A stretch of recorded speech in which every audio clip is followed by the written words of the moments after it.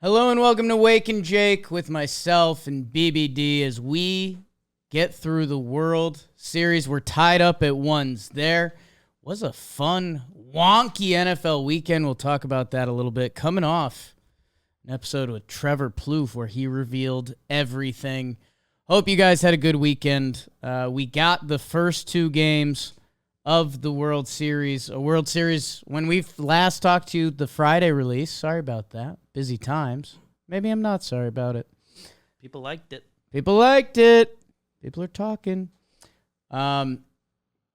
We started with a historic game one where the Arizona Diamondbacks came back from down 2-0 in the first inning. I think everyone had that moment of, okay, the Texas Rangers are favored in this series. They are undefeated on the road this playoffs. They have more big money guys in their lineup. Adolis Garcia had been one of the stories of the postseason up until that point. They go up 2-0 in the first, and Zach Allen had been struggling. The answer backs. That's what they do. They end up taking a 3-2 lead. Texas ties it on an RBI walk for Mitch Garver, a scary inning there. And then the Snakes, Tommy Pham, who's been a storyline of this postseason, and Ketel Marte, who has as well. They were up 5-3. It was a back-and-forth game into the fifth. Was this the postseason game we were looking for? Everything went kind of silent. No runs scored until the bottom of the ninth. Corey Seager gets Paul Sewald, which credit to some internet people. When we were doing our series preview, and this is how bullpens come and go during the postseason, we didn't really consider Paul Sewald against Texas and a little bit of history there. He's been in Seattle the past couple years. They've seen him the most. A couple guys with good numbers off of him. 5-pitch walk to Leody Taveras. Corey Seager took him up top. Both teams threw their bullpen. Texas's bullpen was unbelievable, which kind of funny. We talked about that with Trev. You could say whatever you want. It ends up coming and say whatever the hell you want. It comes down to one playoff game, one game of baseball, where in one game of baseball, literally anything can happen. And then the thing that wasn't too surprising, Adolis takes Miguel Castro up top. Texas steals game one, and there was almost a feeling in the air of like, oh, man. You know, Texas Rangers, they were favored. They've got these dudes in their lineup and on their team. Was that going to be the Snakes' chance to make this a series? No. They come out and they dominate the next game. It ends up being a 9-1 final. It was closer than that for a long time. Jordan Montgomery, 0 strikeouts. A little credit to the Snakes. A little bit to him probably not having his best stuff.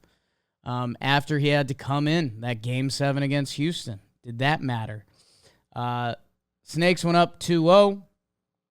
The only run Texas scored, Mitch Garver hits a ball down and in out of the park. Really impressive swing. And the only damage they got off of Merrill Kelly. Merrill Kelly was awesome.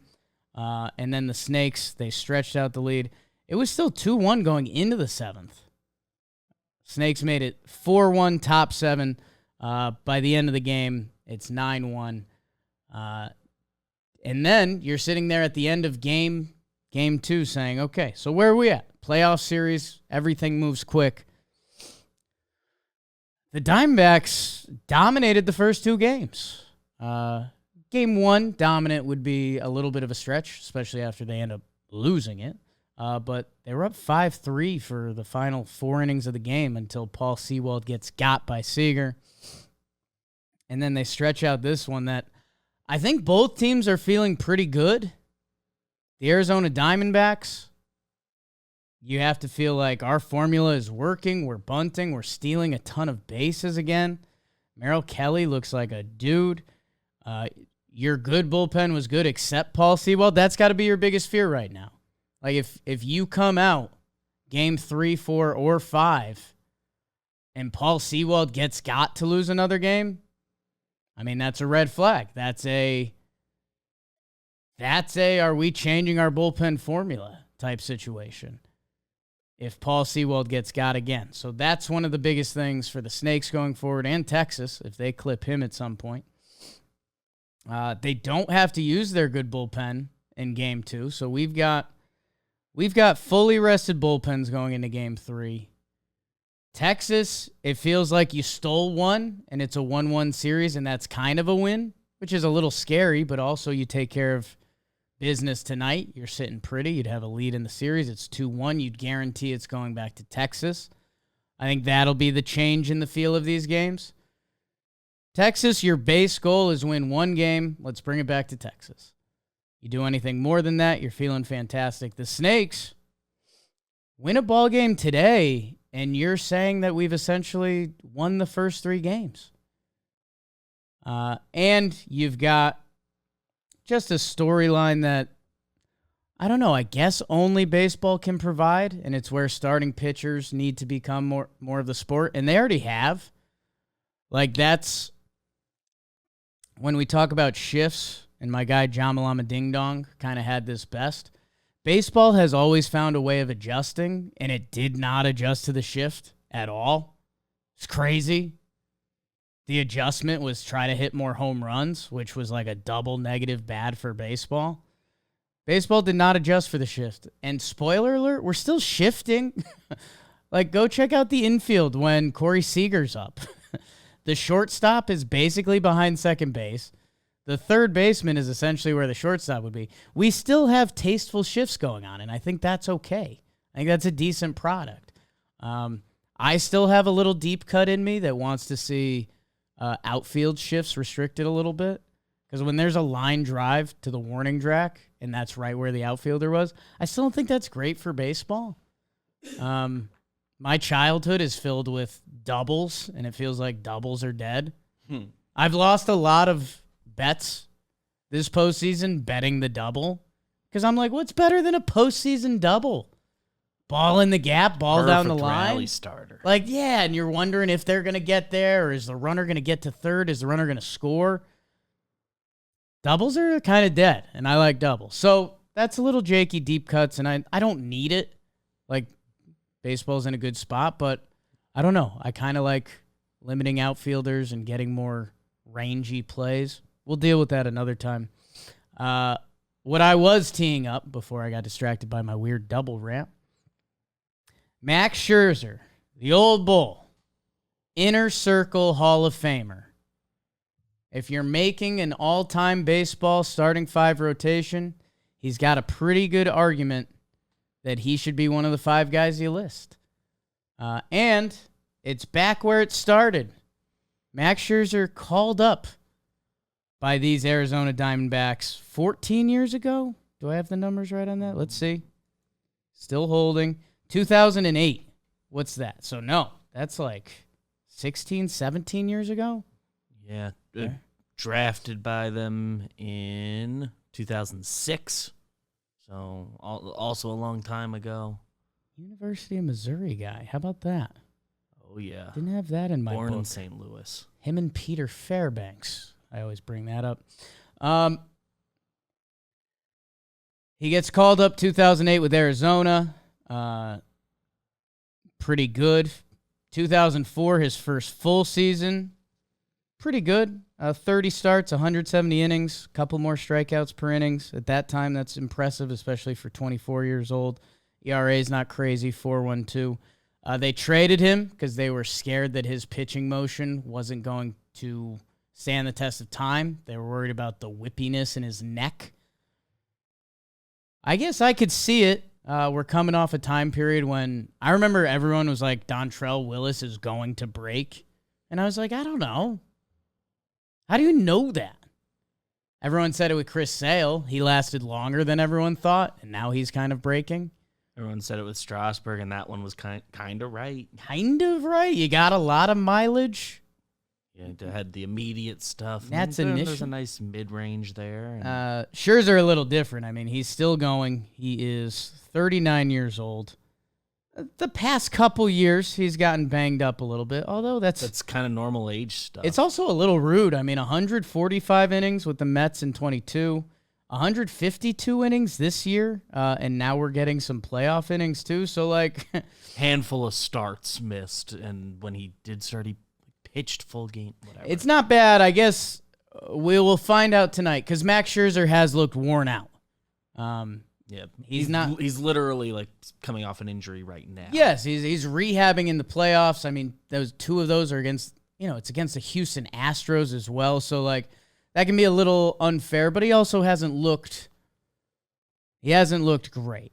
We find out tonight against his old team in the World Series. He's essentially had 2 rehab starts. Hopefully the injuries are feeling better. You guys know I've made an allegiance to the Snakes at this point. Just out of a social media friendship. We're basically an online dating story. But Max Scherzer returning to Arizona, where it all started, in what could be one of his last runs. Like, I know that hasn't been talked a lot, but who knows where Mad Max is with that thought process in his career. Against Brandon Pfaadt, who, if you've been watching this postseason, you've become familiar with the kids. This is his stat line this year, his rookie season. He's 24 years old. 96 innings pitched to the tune of a 5.72 ERA, a 76 ERA plus. This guy is a legitimate prospect coming into this season. Baseball America had him as 27th. Baseball Prospectus had him as 83. So you're looking at a top 100, which I'll tell you what, 27 to 83 is a big range. 27th prospect, that's a guy you kind of circle like, we need you. That's one of your organization's top 2. We need you. If each org got one player, in theory he would be one. Not how it works. 83 is more of a, hey, you got talent. Let's find out. Those guys don't always work. Sometimes they do work. 6 sport. We're betting on you being a major leaguer, but...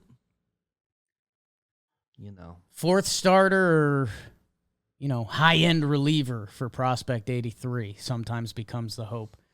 And with his rookie season, wasn't a ton of optimism, and he has now just turned into something completely different.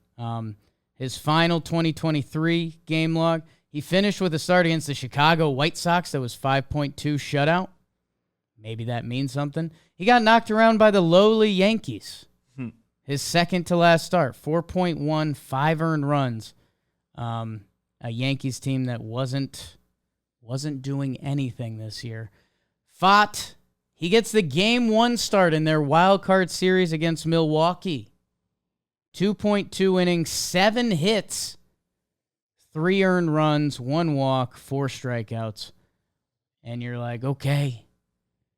The Snakes were listed as having 2 starting pitchers going into the postseason, which doesn't seem like the best formula. And that would be Gallen and Kelly.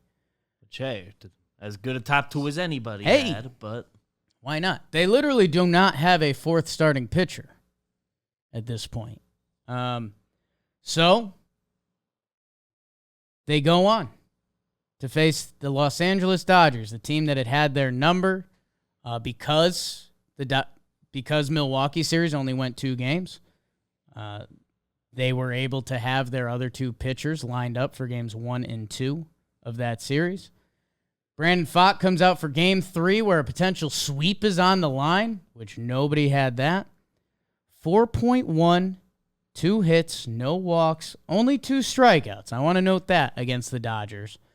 They close it out. They sweep them October 11th, my birthday. A little bit of a confidence builder. 42 pitches in 4.1 innings. It's one of those playoffs. You got guys swinging early in the count. We've seen a lot of that this postseason. Guys not wanting to get struck out and trying to get a pitch early on to hit. Okay, so now it's getting real. Because that was 2-0. Like, Snakes looked like the better team against the Dodgers, which kind of surprised everyone a little bit. They head into Philly. Philly's got this fear factor going on. It's game 3. Philadelphia's up 2-0. We're heading back to Arizona. Harper looks sharp. Schwarber looks sharp. Castellanos looks like a monster. Trey Turner looks like a beast. Real Muto, I think he threw a couple around. The Phillies were Phillying. Brandon Pfaadt went 5.2, 2 hits, 0 walks, 9 Ks, setting D-backs postseason records with Randy Johnson, setting MLB postseason records with Randy Johnson. Insane. 70 pitch. That's a real postseason start. He comes out Game 7 against Philly, so we've got Game 7 rules going on here. 4 innings, 2 earned runs. He did give up 1 homer, but also 7 strikeouts. So our guy was being dominant again. You can't predict baseball. You cannot predict the postseason even more. In a Game 3, that's always a tone-setting game. But if Arizona wins, it's funny. Sometimes my sweet Jessica will ask a question that'll punch me in the face a little bit, sports-wise, because it's a completely different perspective. As I explained to her that I'd be going to Game 5 of the World Series and I'm going to be lifeguarding a pool, which that was puzzling for her to get over. Yeah. I mean, a lot of people in this office that's been puzzling for that one. She has a pass. Her first question she asked to that. Okay, so this will show a whole scope of emotions. I told her, hey, I'm going to be going to Game 5. It's going to be a crazy day. Fly in, fly out that day. They have a pool. I'm going to be lifeguarding. She initially heard parts of this during the live stream. Live streaming tonight. Her first question, kind of a fair wife first question. She's like, is it going to be all hot chicks? I don't know. Pool, Arizona? I don't know who got the suite that night. I said probably not. Probably going to be a lot of guys drinking like beers. Older people. We'll see. Not ruling it out, but I heard a rumor whoever has it is excited for you. Yeah, which probably not hot chicks. So that was a fair question. And then my Jessica dropped a sporty question that I think we could have done a full episode on if we wanted to. Maybe we will. Who is the favorite in the World Series? I'll open up the DraftKings Sportsbook, and I'll get the odds right now because I don't know. And I'm going to order my lunch. Whoops. I'm going to start picking it up, save myself a couple dollars, get a couple steps outside. Right when the season changes. Yeah. It's just dumb. This time of year, it's nice. We are here late, so it's nice to have a reason to step out. I should do it more. Soon it's going to stink. But DraftKings, where, by the way, you could go to DraftKings, bet just $5 on baseball, and you get $200 instantly in bonus bets. And you got a couple more games to bet, so you might as well do it. Download the DraftKings Sportsbook app now and use code BAKERS. New customers can score $200 instantly in bonus bets for betting just $5 on baseball. Only on the DraftKings Sportsbook with code BAKERS. The crown is yours. Gambling problem? Call 1-800-GAMBLER. Visit www.1800gambler.net. In New York, call 877-8-HOPE-NY or text HOPE-NY. In Connecticut, help is available for problem gambling. Call 888-789-7777 or visit ccpg.org. Please play responsibly. On behalf of Boot Hill Casino and Resort, licensee partner Golden Nugget Lake Charles, 21 plus, ages vary by jurisdiction, void in Ontario. See dkng.co/baseball for eligibility, terms, and responsible gaming resources. Bonus bets expire 7 days after issuance. Eligibility and deposit restrictions apply. Jess asked me who the favorite is to win the World Series. I don't know. I am guessing that Las Vegas, like they still have sports gambling. I would guess sports gambling still has Texas as the slight favorites. It's probably, yeah, I would guess it's roughly even. They do, but DraftKings currently has the Rangers minus 135, the Diamondbacks 115. And that's for every reason I just listed. Texas still has the big tickets guys. A lot of guys who have played a lot of playoff games with the Rangers. Corey Seager's a World Series MVP. He won Game 1 with a game-tying homer. Adolis is one swing away from being the most fearful guy in it. The Rangers have a couple more dudes in their lineup. They would have 6 and 7 at home. That has to get factored into all of this, right? They're currently undefeated on the road in the playoffs, so going to Arizona for 3 probably doesn't faze them too much. Arizona has been the better team through the first 2 games. They were the better team against the Dodgers. Were they the better team against the Phillies? I think by the end. I mean, that's why you play 7, right? They answered back every time they got bullied. Each team has an argument there, and I don't know. I thought it was funny that Jess put me in a pretzel for a second because if Pfaadt comes out and looks anything like the guy he has the last 3 games, if Max Scherzer comes out and he looks anything like he has the last 3 games, the Diamondbacks should be the favorites to win the World Series the rest of the way. And we'll find out an important Game 3, because if Texas also wins tonight, they very much become the favorite, and that's the beauty of baseball. So we've got the young bull versus the old calf. The young bull's been looking good. The old calf's been looking tough, but that can change with one swing or one moment. So excited to find out with you guys tonight. My only wish is that Texas doesn't win the next 3 games because, again, I'll be in Arizona for the pool and would really love to not see them get eliminated while being the lifeguard. That'd be bad juju for me. And excited to watch tonight. We'll be live streaming. We'll see you there tonight and tomorrow and Wednesday too. I just won't be a part of Wednesdays. So come join us. We got quite the NFL weekend this weekend. Kudos to the NFL, as I've been trying to point out a couple 2-tree games to point out to you. Also, college basketball update. Cooper Flagg commits to Duke. Nice. It's between them and UConn. I was excited to get excited about him. Now I have to hate him forever. How do you like that? And he's decided he wants that. So good for him. Knock yourself out, kid. See you soon. In the National Football League, we had an awesome weekend. Don't really need to go back to Bucs-Bills. That happened. Bills ended up winning Thursday Night Football. Ugly-ish. Josh Allen, big stat game.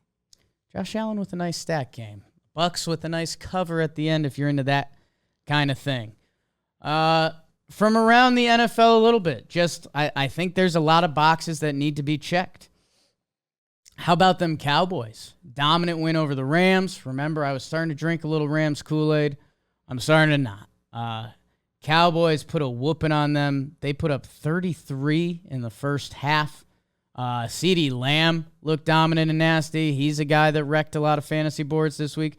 We had a lot of guys wrecking fantasy boards this weekend, and in a real fun way. We'll get to that. Rams 3-5 now. Seahawks are looking good. Niners are good. Rams are in a tight spot. The rest of that roster still doesn't seem to have the juice, even though Kupp and Nakua is kind of fun. Stafford's getting banged up every week, it seems like. I wonder if he's a guy that could find himself on the trade block, although that would be the next 24 hours or so I don't think that's happening. Deadline's tomorrow, right? Yeah. But there's some some interesting QB stuff. It'll be funny to see how much the NFL gets in the great game. Speaking of interesting QB stuff, the Vikings back to 4-4. They beat the Packers in Lambeau. Jordan Love, you. God, I know there's some fun Packers QB stuff through the years and passing the baton. Maybe there's a second half of this season where Jordan Love will impress me, but so far, you. And I will say this. I want to backpedal a little bit and be soft. I was doing some earlier in the year hard conclusions, I guess trying a little bit to be that guy, and that's what we try to do with sports, so I won't apologize. Maybe Jordan Love finishes strong and something clicks and he figures it out, because we have seen a lot of teams change their narrative the past couple weeks. The Vikings were one of those teams. The only problem that makes it unfortunate, Kirk Cousins, who'd been playing well, tears his Achilles. He will be out. Will they make a move? There's Colt McCoy rumors, because there's obviously Colt McCoy rumors. We'll see if any other quarterbacks really get in the game trade-wise. Their backup quarterback is a dude from BYU who wasn't in my book, which is tough because my book's usually pretty good. Like, normally there's like, quarterbacks, that one game, Jaron Hall. I guess Hall, BYU, I can kind of see it, but 5th-round pick, 6 feet tall, listed. Maybe they do want to call Carson Wentz. I mean, I think because he's the gap guy between Wilson. I don't know. Minnesota Vikings are going to have an interesting decision to make. I think there's some Colt McCoy connections, so people are leaning that. But yeah, let's see if any of the NFL trade stuff can actually get jiggy with it. They beat the Packers. Packers offense. Golly. Here's a fun one with a QB twist. The Tennessee Titans. New man on the Tennessee Titans. That's literally the last team we talked about. They beat the Atlanta Falcons. Falcons, who make the QB change at halftime. So we got a lot of QB action. Heineke comes in after halftime. Falcons end up putting up more points. You wonder if they played the whole game. But Will Levis, one of the QBs in this year's draft, the QB that slipped, if it was a Harry Potter title, Will Levis comes in, 238, 4 touchdowns, 3 of them to DeAndre Hopkins. There's a little fantasy buster for him, although a lot of people may have slid him to the bench this weekend. Sometimes your friend Zach and yourself start a guy every week he's played, and finally enough was enough, and you start Kendrick Bourne over him, and he had a fine day overall, but now he's done. And D-Hop's on the bench. It's the beauty of sports. It's why I say it's the best reality television show. DeAndre Hopkins, who everyone had as the fading veteran, it's going to be weird seeing him in a Titans/Oilers uniform this weekend. 3 touchdown day, 128 yards. He put up a big day for one of my fantasy teams and another team on the bench because I still like me some D-Hop. Throw it to him. He's huge. Will Levis did that.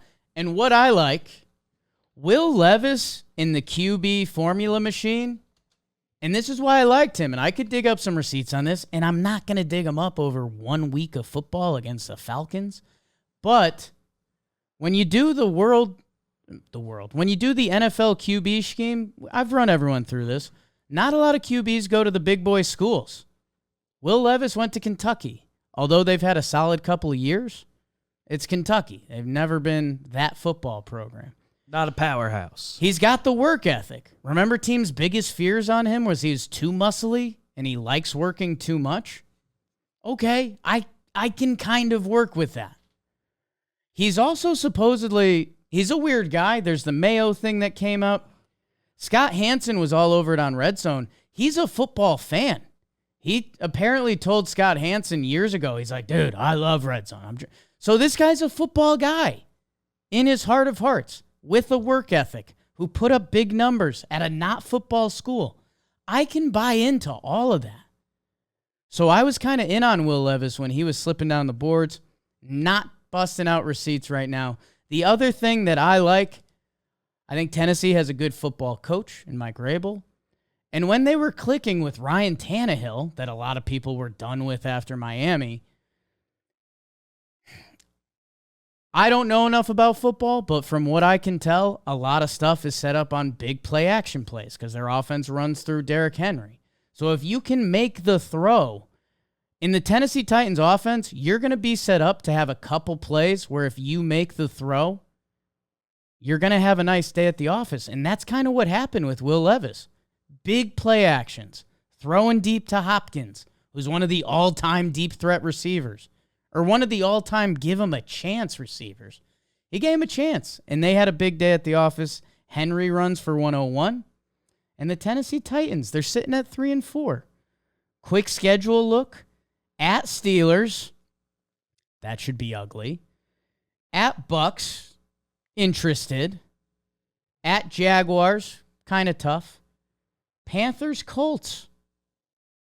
You can find the wins on the schedule to get yourself involved if you're the Tennessee Titans who have a pretty decent track record of being involved. I'll drink a little Titans Kool-Aid. Yeah. But it's so messed up fantasy-wise. Like, they had Malik Willis come out for a couple plays. Will Levis is going to get some runs. Like, this was an all-time do not play DeAndre Hopkins. Puts a massive number up. Hilarious. Sports. I think they're headed towards meaningful December football. 3-1 at home for the Titans. Good for them. Saints, Colts, no thank you, really, although you got some big fantasy days. Rashid Shaheed becoming one of my favorite players in football. Just throw it deep to 22, and he might get it. Saints get the win on the road. They're 4-4. They're going to lurk all year.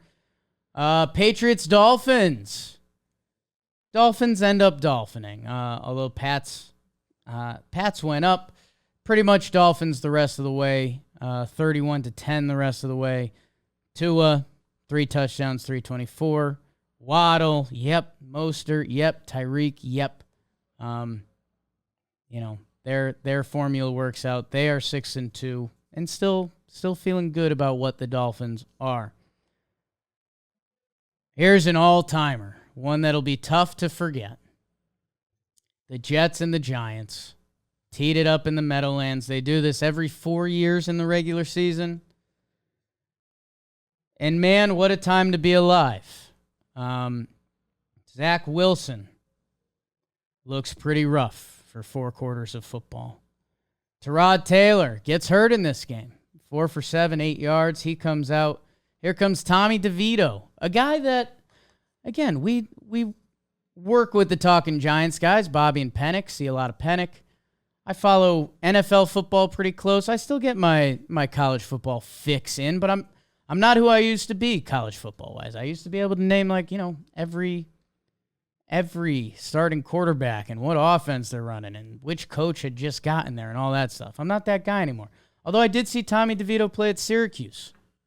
And I didn't hate it. I saw a couple nice moments from him. He's a guy that's been around the Giants for a couple weeks in the mix. They pretty immediately undrafted free agent signed him or in training camp, been on the practice squad. He's been squad, around the Giants. He's been around the Giants. On the scale of undrafted quarterbacks, the talk's been fairly positive. So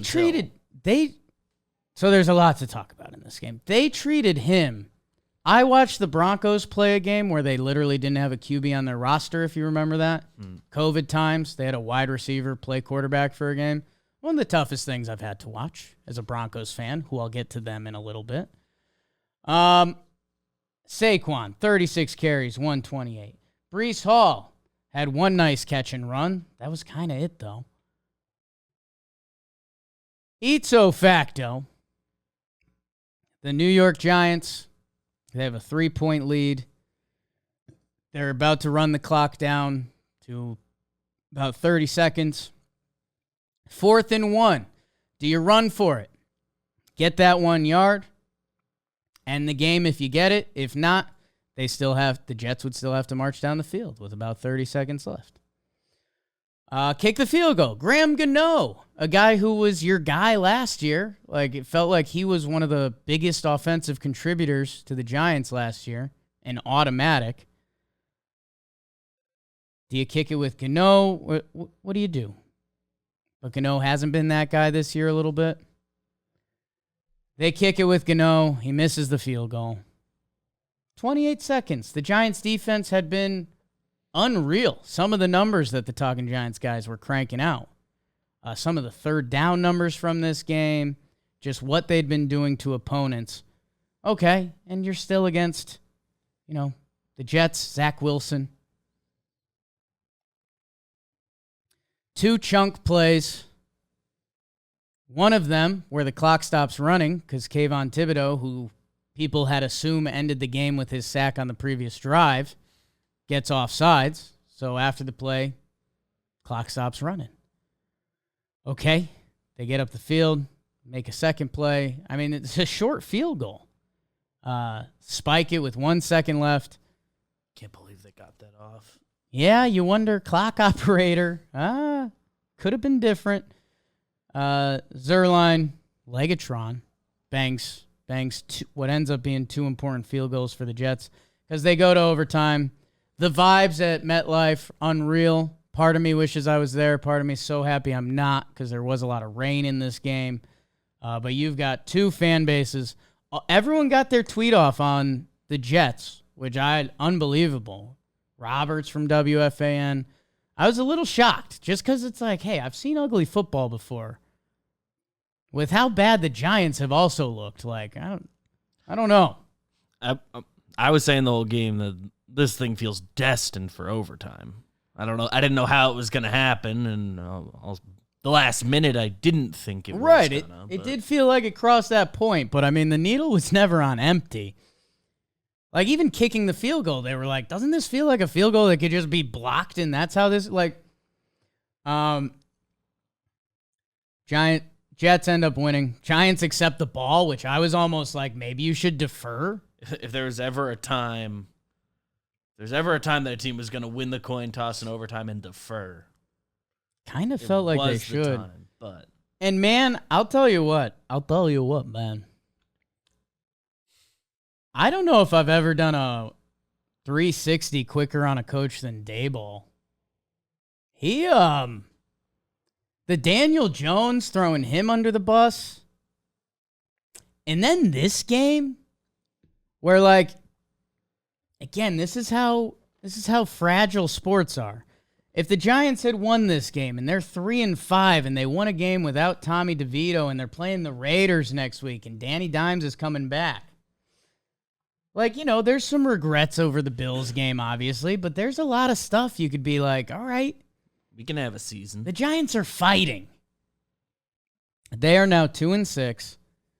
I think Daboll I know Gano's got to make that kick, but does he? It's like Jets, Giants, ugly rainy day, ugly game.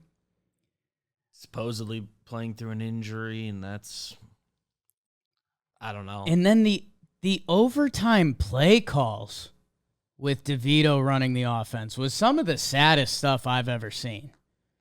They were treating Tommy DeVito like it was me. Like if I got thrown into a Jets-Giants game in overtime, they were treating Tommy DeVito like it was honestly me. Like, hey, man, swing pass, just throw it to the running back. Don't think about anything else. Twice, back to back. And then they try to throw a screen pass, which if you're the Jets defense, you're just licking your chops. Honestly, they were lucky that wasn't intercepted. And that ends up being a reflection on Daboll, man. Like, DeVito's been around the team. You should be able to fire up a slant. Or anything. Like, remember when Baker Mayfield went over to the Rams with McVay? I realize Baker Mayfield and Tommy DeVito are in different ethoses.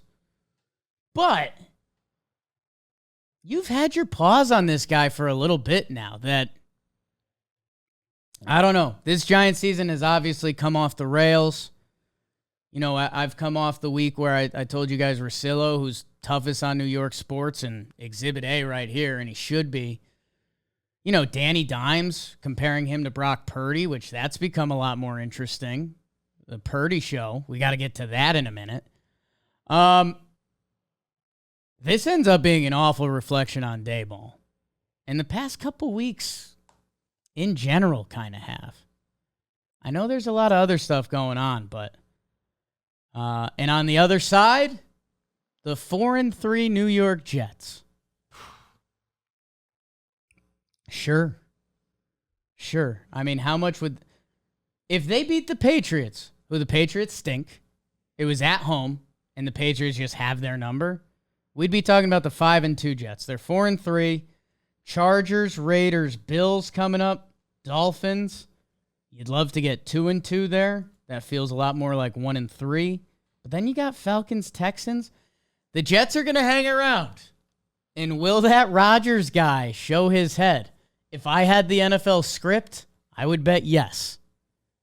There are 2 teams ahead of them in the East, Miami and Buffalo. That's tough. But the Jets are 4-3. A lot of teams would kill for that right now.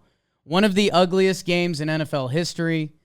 a black eye on New York sports in general. I had people, my Oklahoma friends texted me, what is wrong with New York sports? I don't know. But it stinks. It stinks. God. Also around the league, Jaguars. They beat the Steelers at home. Maybe that doesn't surprise you, but again, the Jags have been in this weird influx. Who are they? They handled their business. It wasn't pretty. It's 2010.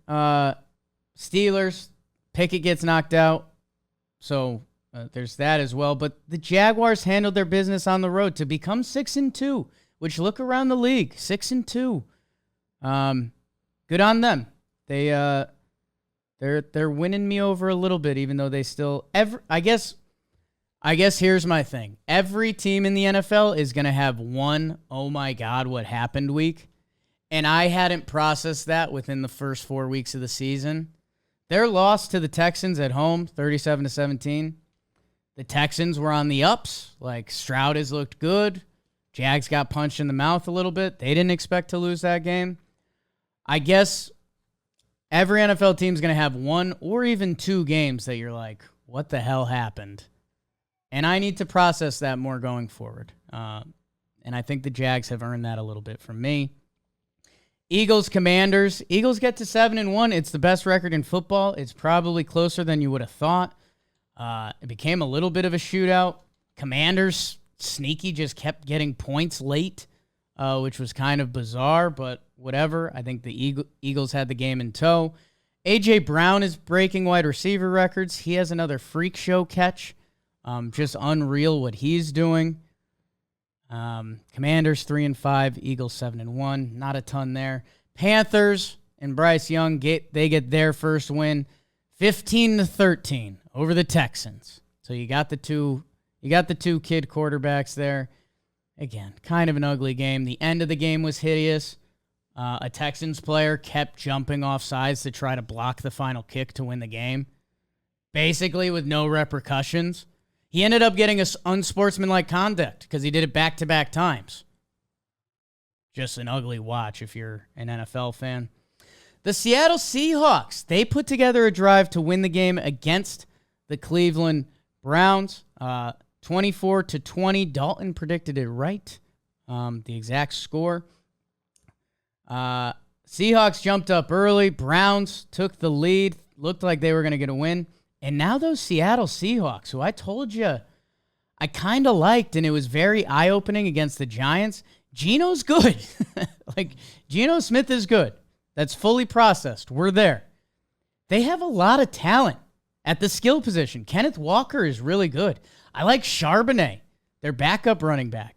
And then they've got Lockett. They've got DK Metcalf, who's his own freak show at wideout. And they drafted JSN. They've got three really good options at wideout. Their offense is real. And their secondary is real. Witherspoon, the kid they drafted, he's a monster. Remember when they traded all their assets for Jamal Adams? He made what ended up being a difference-making play in this game. Like the Seahawks, Pete Carroll has a recipe. They have skilled players on offense. They've got a secondary. Like, they got something brewing. And they are in first place in the NFC West.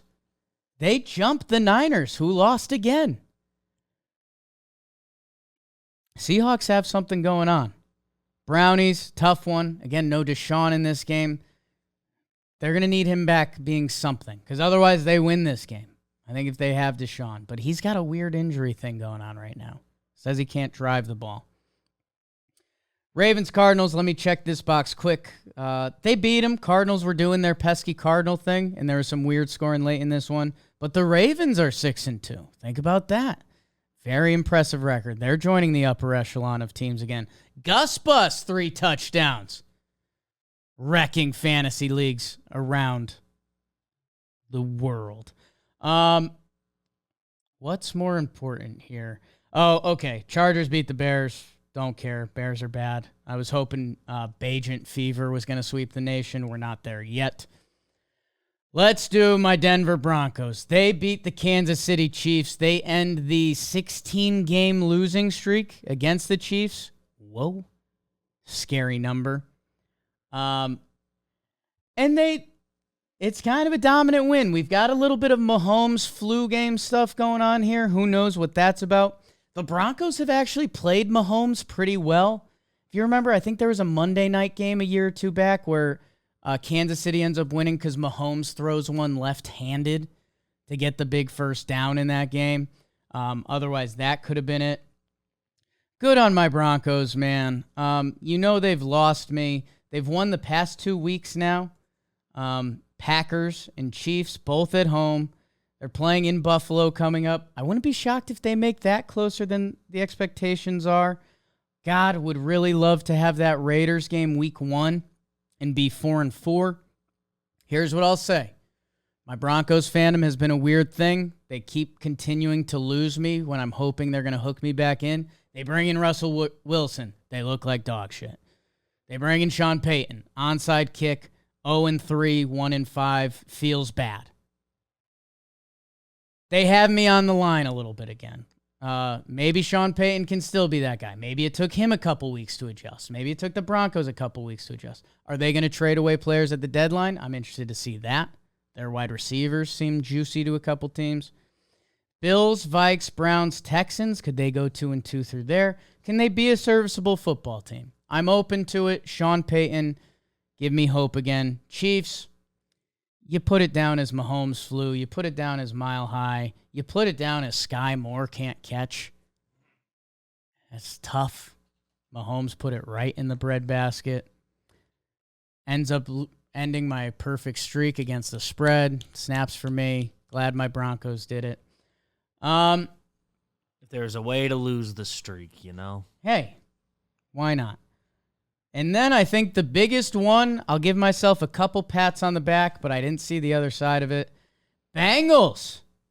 They take down the 49ers. 31-17 in San Francisco. Bengals off a bye week. Boom. Bengals not early in the season. Boom. The Bengals side of this does not surprise me at all. I think the Bengals are about to go. They do have a couple tough games coming up. Bills, Ravens. I think the Bills and the Ravens are saying they got a tough game coming up with the Bengals. This is the team that's been there the past couple years. They are 4-3. They start off slow. They start clicking.